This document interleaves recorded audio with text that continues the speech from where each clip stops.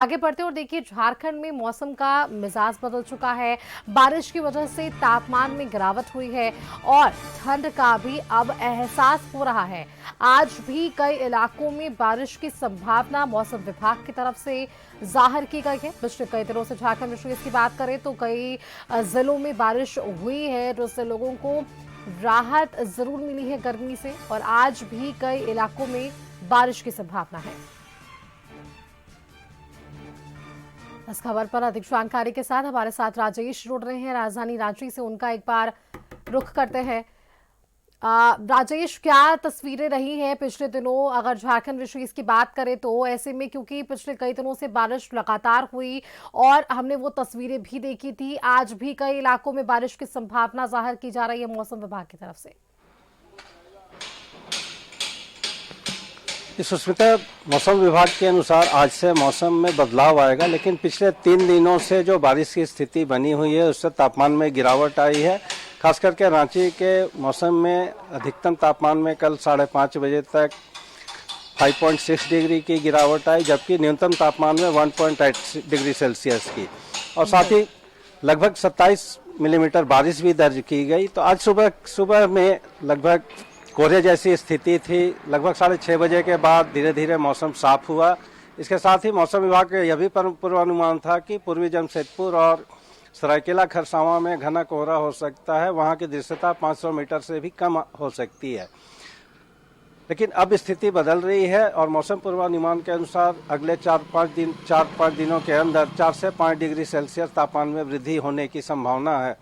तो देखा जाए तो यह असर वेस्टर्न डिस्टर्बेंस का था। उत्तर प्रदेश और पूर्वी मध्य प्रदेश के बीच टर्फलाइन बना हुआ था, जिसका असर हुआ, और बंगाल की खाड़ी से भी नमी मिल रही थी। साथ ही जो नीचे से हवा ऊपर की ओर जाती है, गर्म हवा, उससे थंडर स्टॉर्म बनने की संभावना भी जताई गई थी। तो कुल मिलाकर ये वेस्टर्न डिस्टर्बेंस का इसे असर माना जाता है। इसे काल वैसाखी के रूप में ही देखा जा रहा है। मौसम विभाग के विज्ञानी ने यह भी बताया कि अमूमन यह स्थिति अप्रैल मई के मौसम में देखी जाती है, लेकिन काल वैसाखी इस बार मार्च में भी उसकी जो सिम्टम्स होते हैं वो मार्च में भी देखे जा रहे हैं। तो काल वैसाखी का जो मेन असर होगा वह अप्रैल और मई में खासकर देखा जाएगा, जिसमें थंडर स्टॉर्म की काफी संभावनाएं होती हैं। जी सुष्मिता। बिल्कुल, देखिए राजेश, उस तरह से आपने बताया कि लोगों को तो राहत मिल रही है, लेकिन अगर हम किसानों विशेष की बात करें तो क्या उनके लिए ये बारिश सही है, या उनके खेतों में जिस तरह से बारिश हुई ये नुकसानदायक साबित हुआ है? वहां अगर ग्रामीण क्षेत्रों की बात करें तो किसानों के लिए कैसी रही ये बारिश, और आगे अगर बारिश होती है तो किस तरह से किसान इस पर आगे काम कर पाएंगे? इस पर कोई क्या जानकारी मिल पा रही है?